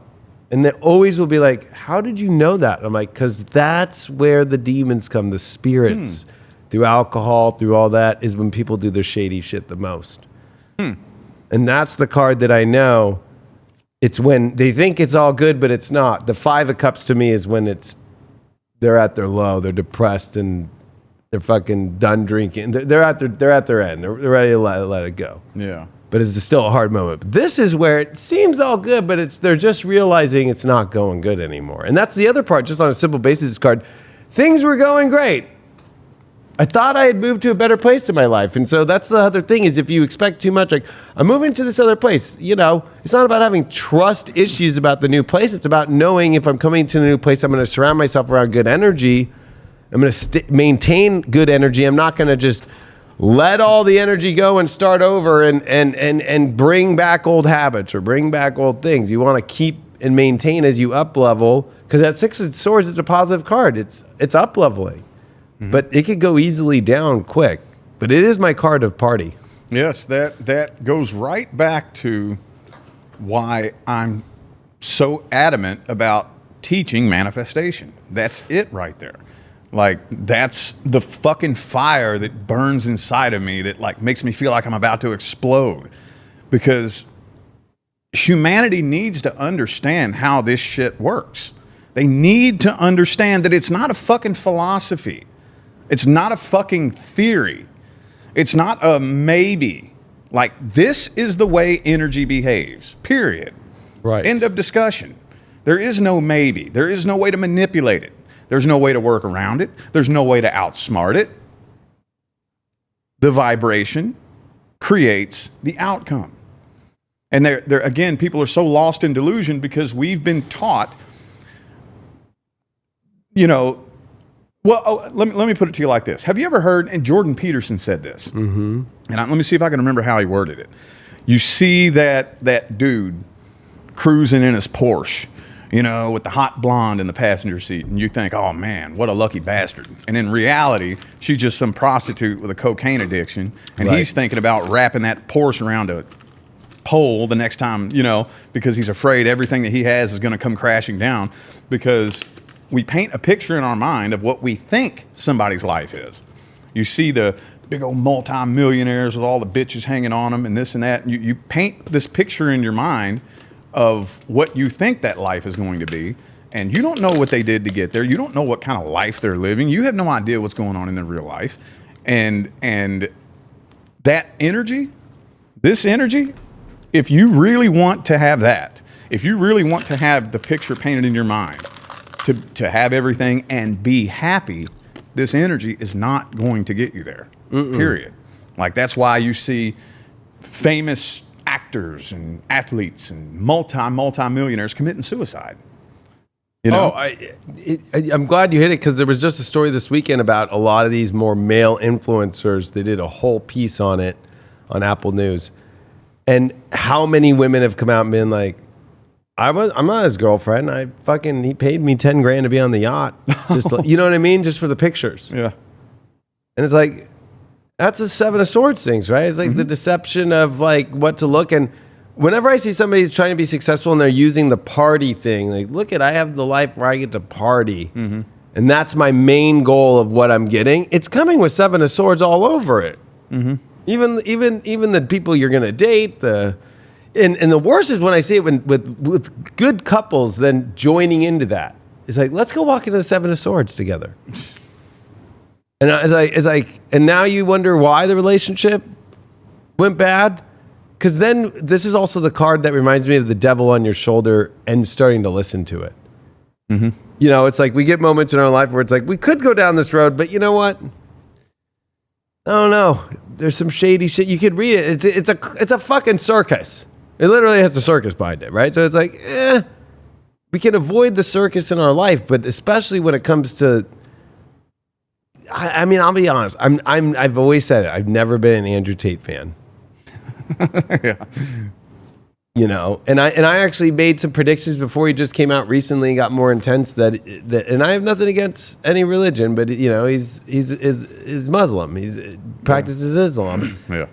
And I'm like, he's training people for men to treat women Islamic. Yeah. I said it like a year ago. I was like, this is exactly how they treat women in Islam. Don't do this, you do that, I do everything, and your payment is my protection. You know, it's like, I'm like, this fucking sounds like Islam. And this is before he was talking about it. When he just got out of jail recently, and he's like, praise Allah. And I'm like, there it is. I knew it. Like, that's what, like, he hasn't been saying that in the videos that he curtails to people out there. He's very Seven of Swords to me. That motherfucker's super shady. And think about this. Look what he manifested. Oh, I know. I've had this. Exactly. So I had this little theory in my own mind that might have been just a psyop, him going to jail. 100%. But he is a psyop implant. Yeah, let's go ahead and assume that it's not. Let's go ahead and assume that they seriously locked him up. Look what he manifested. Look what all that big mouth talking shit, and he makes some good While he points. was getting pizzas. Yeah, and And he deals with sex trafficking for real. yeah, I mean, he there is some points that he makes that are very good, you know, and that's anybody out there. But that energy of that big loud mouth, you know, Right. that just that energy, whether he's guilty, whether he's innocent, whether he has good intentions, whether he has bad intentions, that energy, look what it manifested. I know. Nothing good. No. And I feel, though, it never made sense to me because I'm like, all right, this guy likes to show himself in front of, like, girls, cars, yachts. None of them were kissing him. I've never seen a picture of Andrew Tate getting fucking macking down. Or any of these guys. Have you ever noticed that? I don't really pay much attention to him. I don't either, but I'm just saying, anytime I've seen, you know, with the guy and he acts all big and blah, blah, blah, and they have all the girls around, I don't see them, like, getting all hot for them. They're just like, ooh, look at, the pictures are going to look good of me in my bikini, and then they're talking to their girlfriends. They don't give a fuck. Yeah. You know, and it's like that's the lie that guy would be telling himself. Oh yeah, look at me, da, da, da. And then I hate it because I'm seeing so many men. When I put out a couple Andrew Tate videos recently, like 5 months ago, right before he got arrested, and I actually predicted on one of my shows that he was about to go through something really bad, probably get arrested, and it happened. With that energy, how can you not? Yeah, and it's in his astrology that he's a fucking complete, like, all of this has been a lie and a psyop. I feel like a lot of the Middle East money has been put into him to affect American men to join Islam. That's actually what I think it is. But I really got to a point with him where I was just like, I couldn't believe how many young guys were fucking hitting me up, like, no matter what, no matter what, just blind as a bat, just like, won't even question anything, just like, what do you mean he's fucking saving men, blah, blah, blah, and fucking attacking that video. I'm just like, how? And that's one of the things. The Seven of Swords can be, you know, some people thought of it as like cults. It kind of reminds me of religion too. Like, you can lie to yourself and be like, no, the church is a great thing. And it's like, well, how do you explain that the Pope just last year went to Canada and apologized for another 300,000 young boys that were seduced by the church? Like, he has to do constant servicing of, yeah, let me apologize for the millions of people that we've raped, you know, like all the time. Like, and it's like, yeah, it's such a great place. Like, you know, it's like, but people can't, that's what the Seven of Swords, that's the hard part, is I think it's on the hard stuff. Religion, somebody you idolize and expect. And when something bad happens, when you just bypass that and you just keep going and you just keep going and you just keep going and you just keep going. It's like, especially if they take no accountability for it. And that's really what I don't think the Seven of Swords is happening, when there's accountability of what's happening, because they're willing to be like, hey, I've been doing this and I realized, fuck, this hasn't been going good. Where this, I feel like, is like, I'm intentionally not going to take accountability. Yeah. 100, you know, there's a big difference. Absolutely. I mean, that if you look at the textbook definition of a lie, it is to intentionally mislead someone from the truth. The last time I looked at that, you know, but no, again, it back to what I was saying a minute ago before I trailed off. This is why all of humanity needs to understand how manifestation works. That's why they need to understand it, because that energy, nothing good is ever going to come from that energy. And again, going back to what I was saying about the Jordan Peterson thing, about, you know, well, oh, that's not true. I saw this guy who lied and cheated his way to the top. But you don't know what his life is like. Yeah. You just see a picture of it and you paint the picture in your mind of what you think he's going through. You don't know what his life is like. Or Andrew Tate. You don't know what is really going on over there. You don't know. You know what I'm saying? And man, this is why I'm so passionate about getting people to understand how energy behaves. Because if we started making this mainstream knowledge, which we will, I'm making it my goal to at least play a part. You know, I can't say that I'm going to be the one that does it. I'm not that stupid, but at least play a part in spreading the message to where eventually it's going to be mainstream knowledge that, you know, the vibration creates the outcome. This right here creates the fucking tower, period. Yeah. End of discussion. Even if you do go ahead and lie and cheat your way all the way up to the top, it ain't gonna last long. It ain't gonna last long. Like, no, I mean, it reminds me of what was it? I think it was Kate Spade or whatever. That woman who was that designer in New York. She had all that money and then she committed suicide in her fucking apartment. Right? It's like, yeah, she had everything. She managed. That's what's the interesting part about manifestation. You can manifest everything, but it doesn't mean that the outcome will go the right direction. If you're obviously she had everything you could ask for, but obviously she didn't. She wasn't manifesting the stuff that made her happy. She was probably the bills and all the stress and all that to where there's no. So it's a very. That's why I think The Secret was a very horrible fucking thing for the collective, because what it did was it just goes, just envision whatever the fuck I want, and without realizing, can I handle that? Is that part of my story right now? How's that going to affect this? How's that going to affect that? And it just became just this like, I'm going to blindly just go manifest. And you see it today and stuff too, where people are just blindly going, I just wanted, it's like, the only reason why I manifested a home was because I'm about to have a baby. Yeah. It's not like I wanted to be, and I'm not going to lie, last year, or was it the end of 2021? It was end of 2021, and it was when the housing market was popping, and I fucking had a bunch of money saved, and I was going to go buy this $2.4 million house by myself. And I remember I took the house tour. I'm sure people remember me doing a little fucking thing on it, and then I backed out because I knew, I'm like, I want to fill this house up with the family, and I don't want to get there and then fill it up. I'm going to fill my life up now with what I already have, and then I'll get a house when fucking I have a family. And it's been less than 2 years, and I have a fucking baby on the way in August. I'm engaged, and we're starting our family. So it makes sense. The universe makes sense. I wasn't going to lie to myself and be like, oh, okay, I'm going to manifest this mansion, and maybe some woman will be attracted because I have this mansion. Yeah. That's the other part of the Seven of Swords too, is nobody's attracted because of the things you have or the way you put yourself off to be.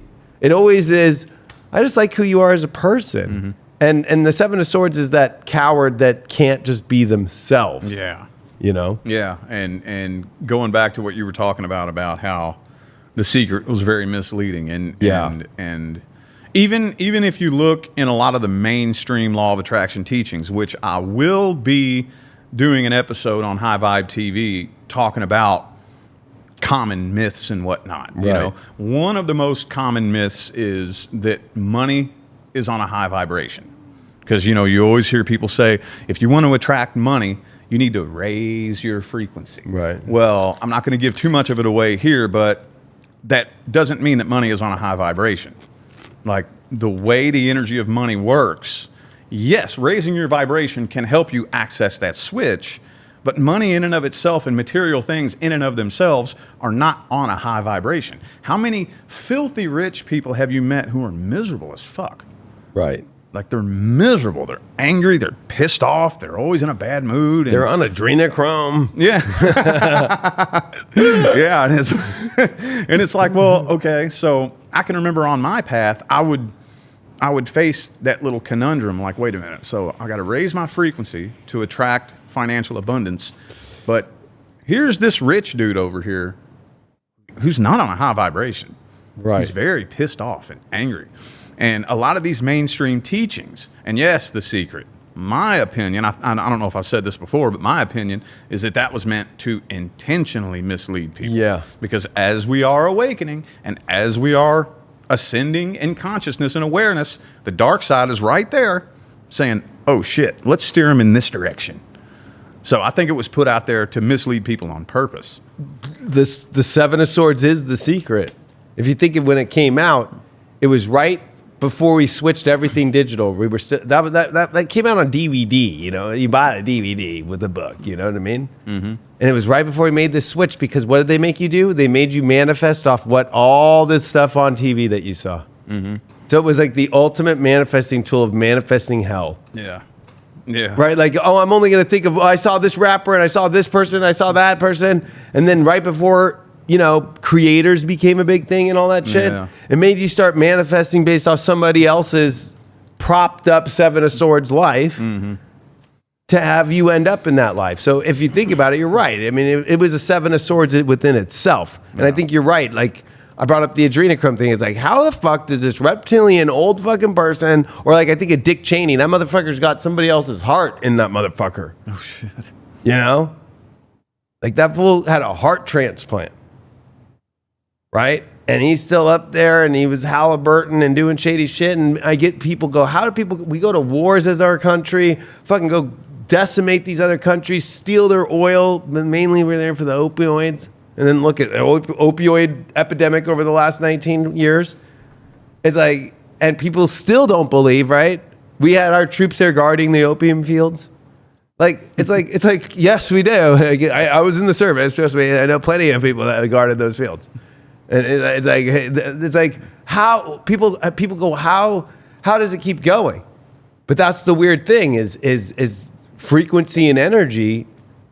Like money used for good will go to good, but money used for bad will go to bad. That's what's crazy. I mean, it's like, when people say ban guns, it's like, well, if somebody still wants a gun, they're gonna get a fucking gun. Yeah. It's not gonna go away. And there was another shooting this weekend. I guess it was the 200th shooting. And I'm like, oh, this sounds so propped for the weekend, because I know the astrology and I know it's super chill energy. So obviously the thing was set up to start implanting into people's minds. And so I think the biggest Seven of Swords is the government and the propaganda from it, right? Like it's a lie constantly. What we saw over the last 3 years, oh, wear a mask, and then everything now comes out that was a lie. Yeah. Or everything says, oh, the worst about the vaccine, oh yeah, you won't get it. Right? Like, and nobody wants to, everybody's still in denial. It's gone now, don't worry about it, move on. And that's when the Seven of Swords keeps following you. You know what I mean? Yeah. Oh, no, it's no big deal. I can't believe how many people go, they just got it wrong. I'm like, no, they did. It would be different to be like, there's a possibility that there could be some weird things. It's an experiment. If they would just say that, right? And then just be like, and you have a choice if you want to take this or not. And also at the same time, we don't know if it'll for sure 100% work fully and keep you from not getting it. If they would have said that, this would have been a whole different story. But it's not. It fucking was a Seven of Swords the whole time, misleading, and all the Pfizer docs coming out. They knew. That was the worst part. They knew. All the docs that have come out have shown that they knew it wasn't going to do that. They knew it was. They were fucking wearing hazmat suits on the fucking people that didn't get the placebo. And there's in the Pfizer docs, if you touch their skin, they have like some crazy protocol to fucking try and get that shit out of you. It's in the docs. It's fucking insane that we live in a world to where people, that's I think the worst of the Seven of Swords, is not only the big lie, but then when the lie you accept and then you bypass it yourself. And then we're seeing that the most right now, like, well, it's all over now. And that's exactly what they want. So when people go, oh, why does all this bad stuff happen? Why do the bad people keep getting money? Because so many people keep allowing them to lie right into their face, lie to you, lie to your family, lie to you 24/7, and then be like, oh, yeah, it's all good. It's all good. It's all good. Yeah. And real quick, I do want to say this for the record, that I'm not talking about the people specifically in the movie The Secret.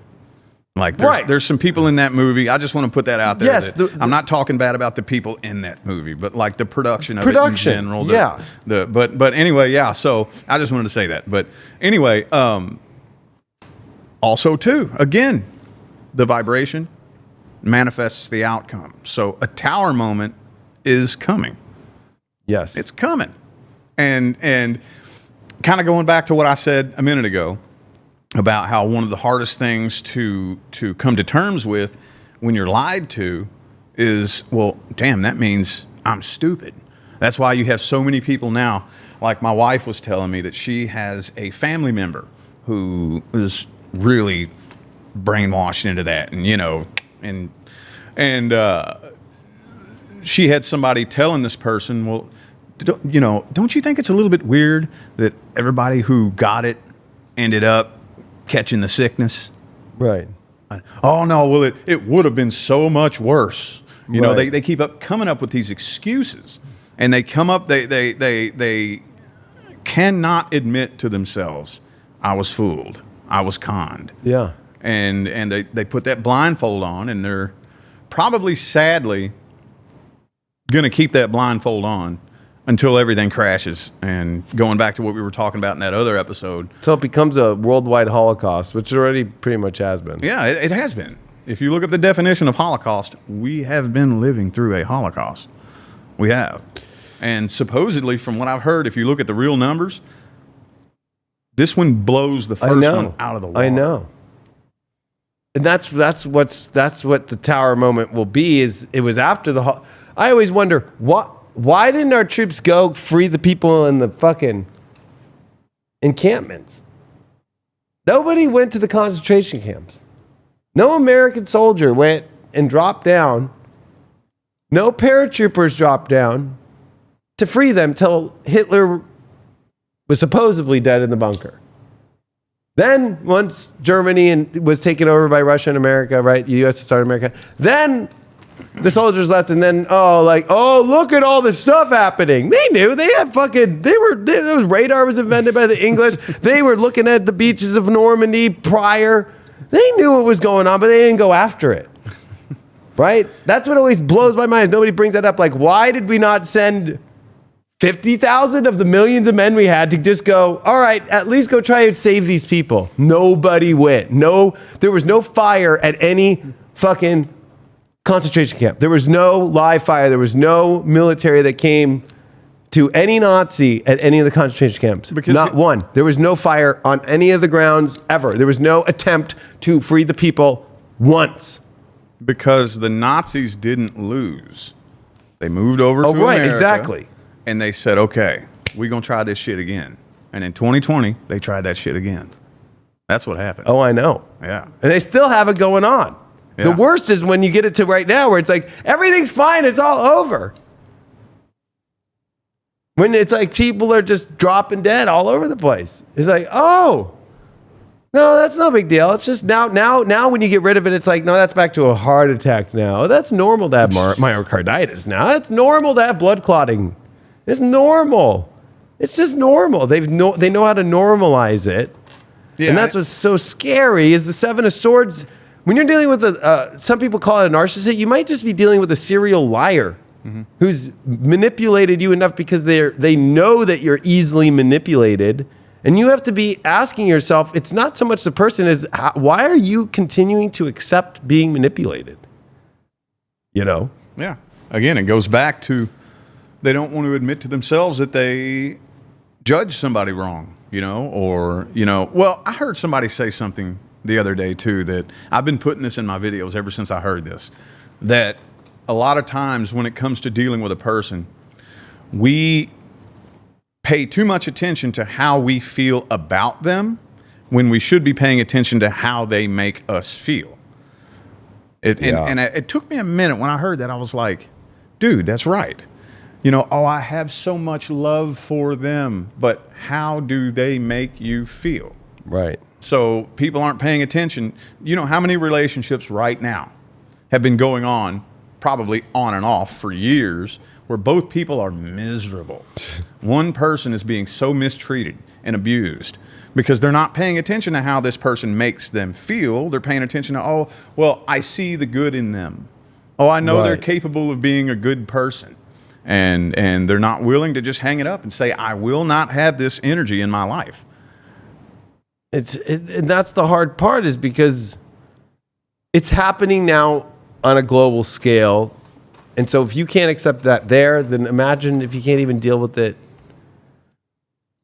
off a television and you're accepting that, or what's happening to people in your community or what's happening to people in your country. You think you're going to do good with your personal life? Like when you're already like, I'll sit in this. I never followed one of those fucking things. Sit 6 feet apart in line at no, but anybody who did that, it's fear. Like you said, it's the scared energy to be honest. Really, it's just about honesty. It's about being pure too. Being spiritual is just about being pure. It's undefined. You can't define spirituality. But you can define a lie. You can define a misgiving that's not intentionally to be good at all, right? And that's what's crazy is we have been in a world that has been full more of Seven of Swords than truth at all. And people, and that's why you have to understand how to master this matrix, because you just can't get fully away. The only way we're moving to this new earth is there's those of us that are here that hold that truth vibration, and it has to spread to others. It can't be one person. It has to be all of us. And none of us are going until fucking that starts spreading. And unfortunately, we're in a world right now where there's opposition, and you just can't listen to that stuff. I mean, that's why religion was made. Was they knew this moment was coming. It's even in the 2,000-year time period. They knew the age of Aquarius would come, and they knew they would find a way to stop by making people feel guilty to go into this work. Think it's the devil, created this devil. The idea of the devil, it's crazy. It's like, if you define dark and you define the devil, raping little kids is just exactly what that is. Yet those are the people that have the most rapists in the world is the Catholic Church and all Christian churches. And even your local Presbyterian church. Just go on your internet, go on Google and search in pastor rape. It's insane. In your community, in your county, that's the house of the highest amount of rapers. It's not looking in your community who's got a sex offense. It's your church. It's all in like to get you to not look anywhere else. And that's a Seven of Swords thing too. It's kind of like a red herring. Like, look over here. That's what a lie is. Look over here because I'm over here. You know what I mean? So when the age of Aquarius is coming and all this light energy and all this frequency energy to manifest great lives, no. Church doesn't want you to. You need to just be a humble little servant to God that just is humble in the way that we've defined humble as be nice to people, do all these things, but you're not allowed to want anything else in life. Because really, if you were to take the real Christian values from the last 1,000 years prior, you weren't meant to do anything but just serve God 24/7 in the way that they see it. Then it just finally started to get to a place when pastors started to, free up and all that stuff and be able to build their own churches where it's like, oh yeah, no, it's okay. I mean, look at Kevin Copeland. He's like the big Baptist church. Hello, you've been saved. Like that guy. I love that guy. He's hilarious. But he's got his private jet and he's like, I got a good deal on that jet. And so you wonder, again, I think it's going to be great in your class or your series teaching people about, hey, I mean, if these motherfuckers can manifest that shit, imagine what the good can do when it manifests. And that's the problem. That card's so intertangled with so many things. The collective has to make the free will choice to open their eyes and see the truth. And that's what, to me personally, has been the most mind-blowing thing about the past 3 years is, first of all, like I said, I never imagined in a million years that many people would be that easily manipulated, where you could throw your common sense out the window so easily. But then another thing that I learned throughout this process is you can hand somebody stone cold, rock solid evidence. A scientist could put out a video or walk up to somebody and say, no. Here's the proof. Here's the experiment that I did. Here's the documented proof. But people would literally fight them to defend the lie. I know. And that opened my mind to something that I didn't even know was possible. You would think that after a certain point, a scientist in a white lab coat shows you the documented evidence, which again is what what those who were purporting the lies wouldn't do. They would just say, trust the science. But these other people were saying, no. Here's my science. Let me show you. And they would break it down and show you. Yeah. You would think that if you approached somebody and said, no, here's the scientific evidence. Here, watch the experiment. That after a certain point, when being faced with that much evidence, you would say, okay, I was wrong. No. People will literally fight you to defend the lie with stone cold, rock solid evidence right in front of their face. And that opened my eyes like, whoa, this is going to be a lot deeper than just exposing the truth. This is going to be a lot deeper than these people who are on the front lines in this battle between light and dark. And those of us who are on the light side, you know, there's a big army of people who are on the front lines screaming the truth at you. But I watch that and I'm like, that's not very effective though. Because with these people, you got to get deep inside their subconscious mind and start flipping light switches on. Right. And because letting them find that door themselves. Exactly. You know what I mean? Like, yes, because there is still that bunch of the collective who are so afraid to admit that they were wrong that they will fight to defend the lies. And really all they're defending is their own ego. Yeah, and that's what fuels the liars, is that they know that people buy the lie and will continue to defend the lie. Mm-hmm. So that's why you have Seven of Swords, because there's people that are going to say he's on the side of the right side. Mm-hmm. And that's what's kind of scary. And those people are really what the Eight of Swords is after, is blindfolded, trapped in the toxicity and acting like, I don't know, what are you talking about? Everything's fine. Or stuck in your own, don't know why everything's going wrong, or why you're having anxiety or stress while you're sitting there accepting that lie constantly in your thoughts and your soul every day. You wonder why there's something going on wrong. I mean, the number one cause of anxiety is always emotional mind disconnection. You know, it's always where your mind's tripping out because your emotions are feeling one way, but you're telling yourself, I should be feeling another. Instead of like, let the mind listen to what the emotions are saying. If you're feeling scared, that's okay. But if your mind's saying, I shouldn't be feeling scared, it's like, well, look around. Let the mind go, okay, you're scared. Let's help you figure that out, emotion. So many people are so disconnected from their mind and their emotion. And that's why you see people go into these crazy places. They just bypass their emotions and let their mind, or the opposite. They can let their emotions rule their life and they don't think at all.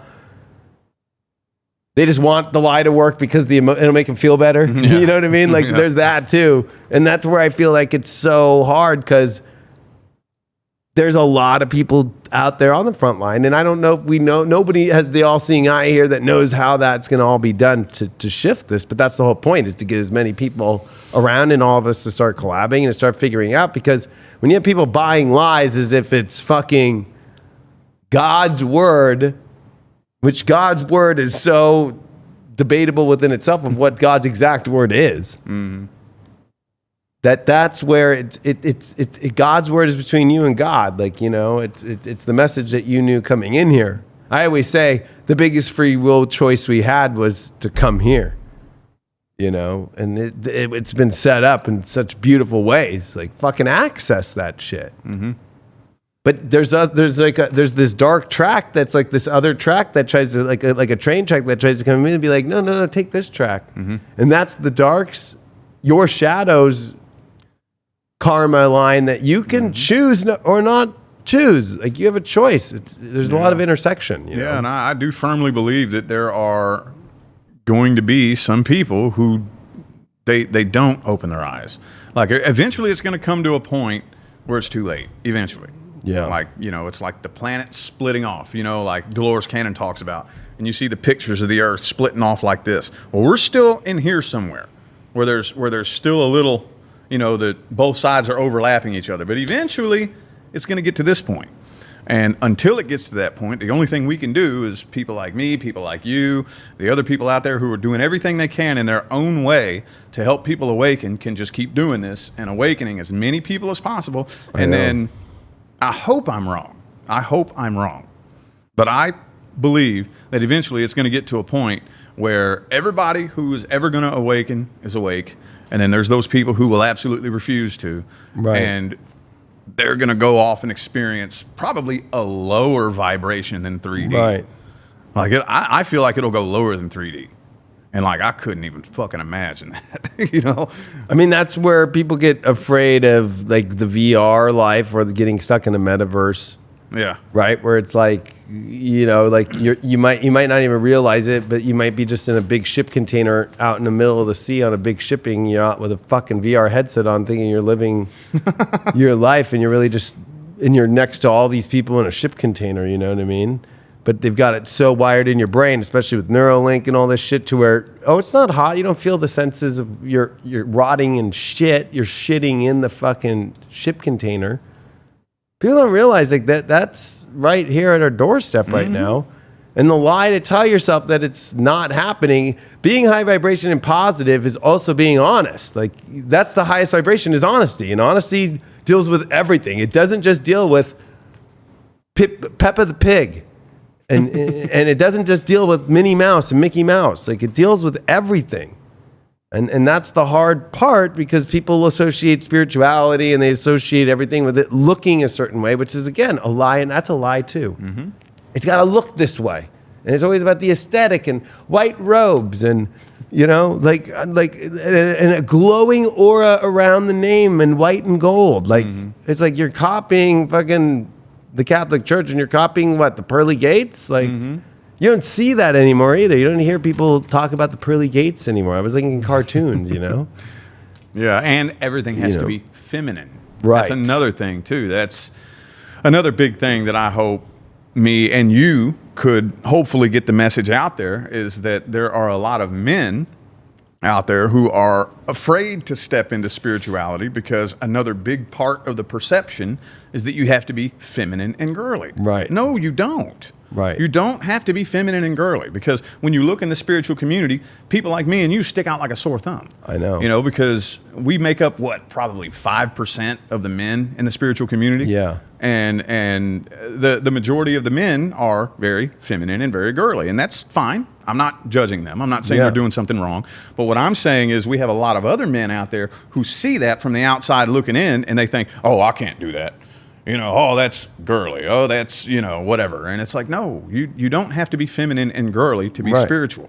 All these things about the image of what it's supposed to look like are really destroying and holding a lot of people back, and a lot of men, I think. Because if you look at the spiritual community, the majority of the people who are awakening are women. Women are awakening left and right, and the men aren't.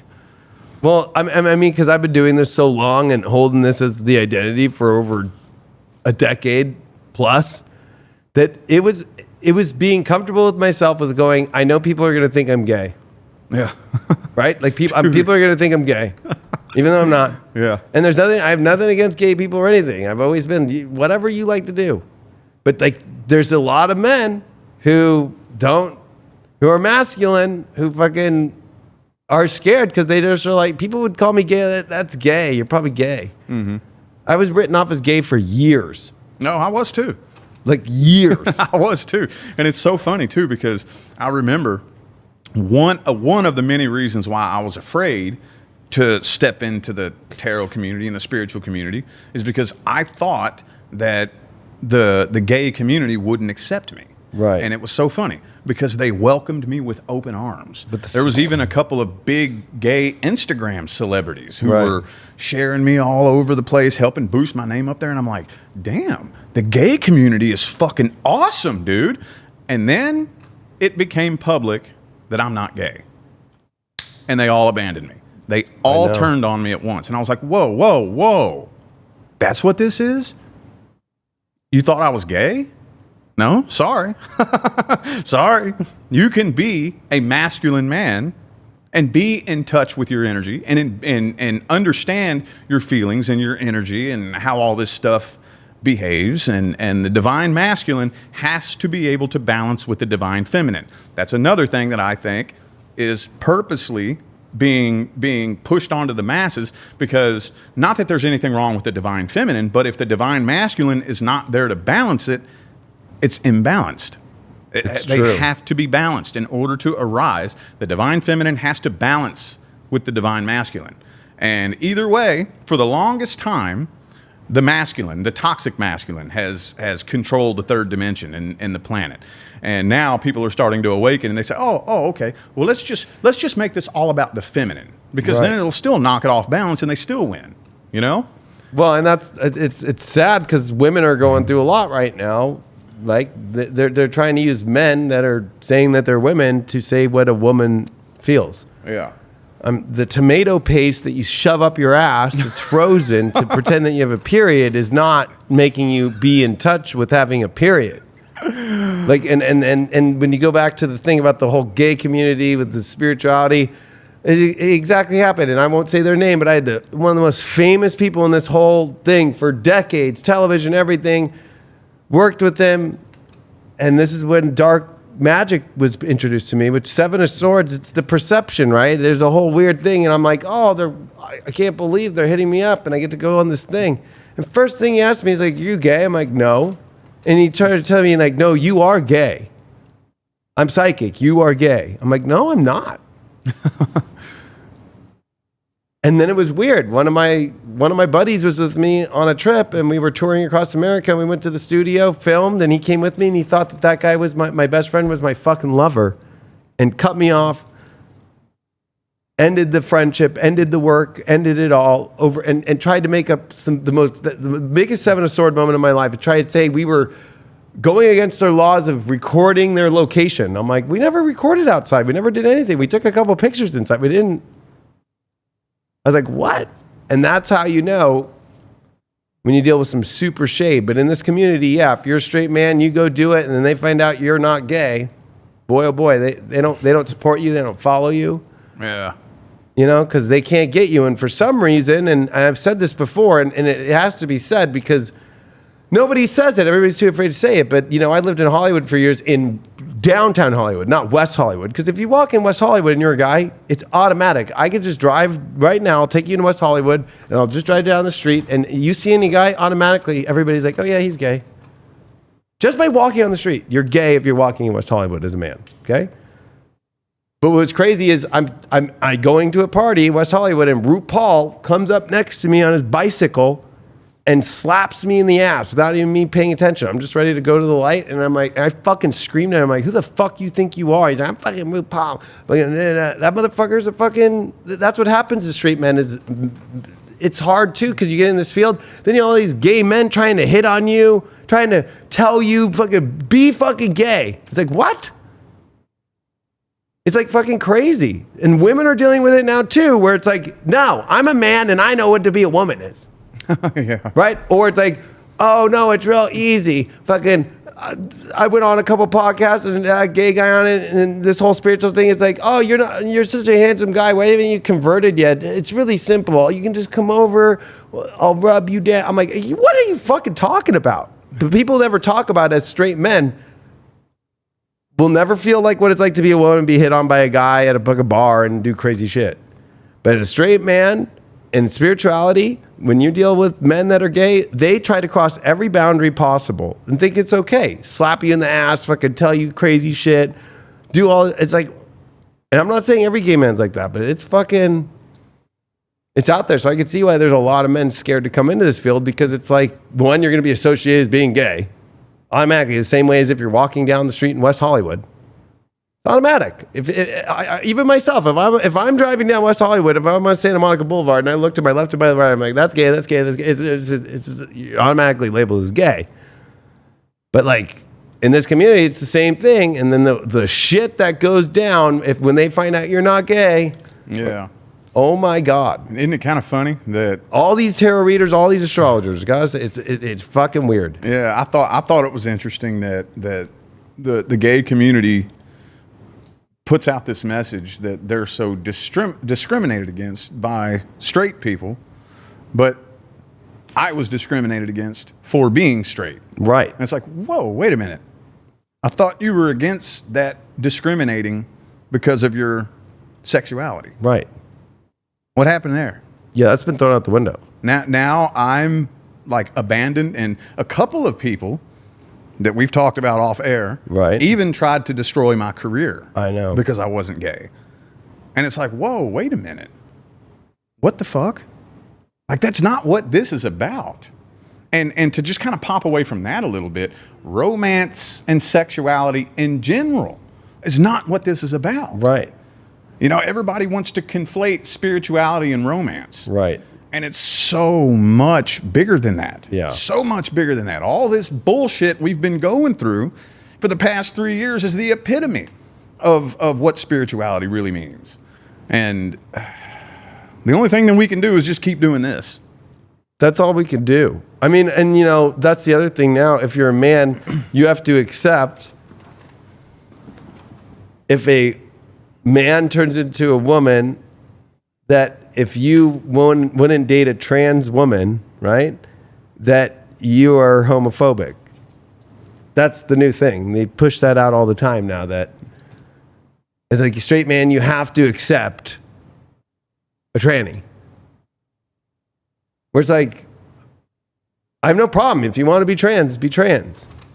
But that doesn't mean I have to fucking want to have sex with you. I want to have sex with a woman who, now they make it, see how they do that? They try to corner you into their new terms, right? Like, they call it what, cis male now? It's narcissistic gaslighting. Right, exactly. It's the biggest there ever. And that's so super Seven of Swords, because they're hiding shit. Like when that whole fucking, you know, during the last 3 years, right? To me, the whole COVID thing was just, I already knew it was the biggest bullshit ever. But what got me the most was monkeypox, because I was like, okay, it's only hitting the gay community. What did all the gay community 95 to 96% uptake with? And they're all on PrEP or HIV medicine, so they don't get it or catch it, or they already have HIV. Nobody wanted to look at that connection. How did that just pop up out of nowhere? And remember, HIV supposedly came from a monkey, and then they're using monkeypox. I'm like, how are people not seeing these things? Like, and I'm not saying if you're gay, there's nothing wrong, whatever. But why is it that when frequency energy, there's a masculine and a feminine, why is it that when shit starts connecting, that if I take two batteries and I fucking try to do it on both negative ends, I try to do it on both positive ends, there's just something that doesn't work. And there's something about whether it's HIV, and then people could say that it was the government who did it or whatever, or I look at Rome, that's when Rome fell, is when it became all about the bathhouses and little boys and all this shit. How are people not seeing the same history repeat itself all over again? And I know that's a very controversial subject, because to be honest with you, this is my other card of party and gay. They're not seeing it because they don't want to. They don't want to. There was even a little movement that was active over the past year or so to label and shame the phrase, do your own research. I don't even remember exactly what it was, but anybody who says do your own research is probably a conspiracy theorist or something like that. You know, they'll shame you. That's why these people aren't seeing it. They don't want to go do their own research. If they do, what will they think about me? They'll think I'm a conspiracy theorist. I better not do my own research. It's just, the brainwashing is so... Did you see what just happened this weekend in California? They've made their official first vote of reparations for people who are... that you have to prove that you are in the genealogy of somebody who was a slave or somebody who has been in America since pre-1900, that America has caused such a bad issue to the black community that they're going to do reparations in California fully. Payments, the whole nine. And they've started it. And I thought, oh, okay, well, I mean, actually, it's something that I'm like, it's one of those weird things. It's like, okay, so taxpayers that none of us had anything to do with it, we're going to pay for something that happened a long time ago. But I understand what happened is so bad. But I thought of it the inverse. I'm like, my family fought in the Civil War for the Union. My family fought in the Revolutionary War for the creating of this country. Does my family ask for reparations? Yeah. Of building the country or doing something? Or do we get reparations for helping protect those slaves? Or what if even if somebody, maybe your family didn't fight in the Civil War, but they voted for Lincoln? Do you get reparations for that? Yeah. It's like that's where we're at They are fucking tool. What to answer? I think one of the biggest questions of the show today is like how you brought up. We're all on the front lines doing the work. Mm-hmm. Then you have this battle where it's like they are throwing every fucking thing they got. When it's this, it's so Seven of Swords. When you're getting into where nothing makes sense. That's the other. Seven of Swords is this doesn't make sense. Mm-hmm. We all have to step into the power to start doing the inverse of what they're doing and doing things that make sense in the world. And that's something that it scares a lot of people to go. And that's why the manifesting and paying attention to the work is so important, to get yourself to a place that can make a change. That's the number one reason to do it. It's not for just your wealth or well-being. It's to get to a place to make an impact, to make the shift. Mm-hmm. Yep. Yeah. And I mean, again, going back to what I always say, when you learn how to manifest and you understand how to take control of your energy, you'll see it by default. Right. You'll see. I don't need to stand on the front lines and tell you they're lying about this, they're lying about that. Right. All I got to do is teach you how to manifest money. That's all I got to teach you how to do, or how to manifest anything really. And then once okay, so that's how manifestation works. Then you start getting real picky about what you allow into your brain. Right. And then once you start getting picky about what you allow into your brain, because you know that what you allow into your brain affects your vibration, and you know how your vibration manifests your reality, then that's when I don't need to tell you who's lying. Right. If I could teach you how to manifest money, you'll see it by 100%. default. By default. That's why this is so fucking important.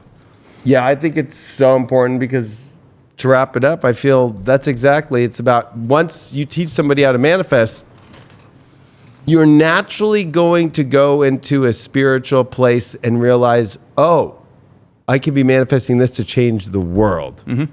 You can't go into teaching somebody to manifest to change the world until they've learned how to do the most basic shit.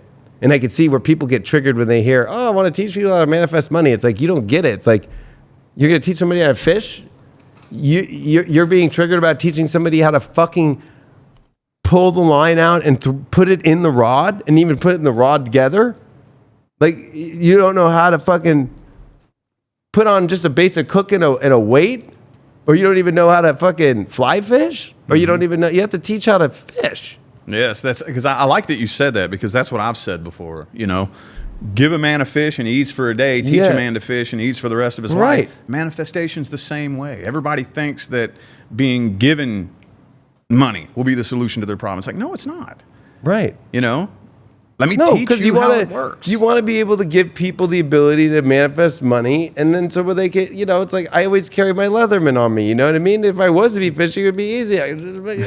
But to be able to manifest so I could have the tool that I need to go do the things that I need to do. This thing has built this studio to everything else. It's not easy to walk around with a fucking toolbox that's super heavy, but teaching manifesting is like a Leatherman to me. It's like a portable understanding that you carry around with you everywhere. It doesn't matter the situation. Oh, I got this. But you need this. You need me to cut that. You need me to do that. You need me to, I got a screwdriver. I got that. You want me to cut? Oh, whatever.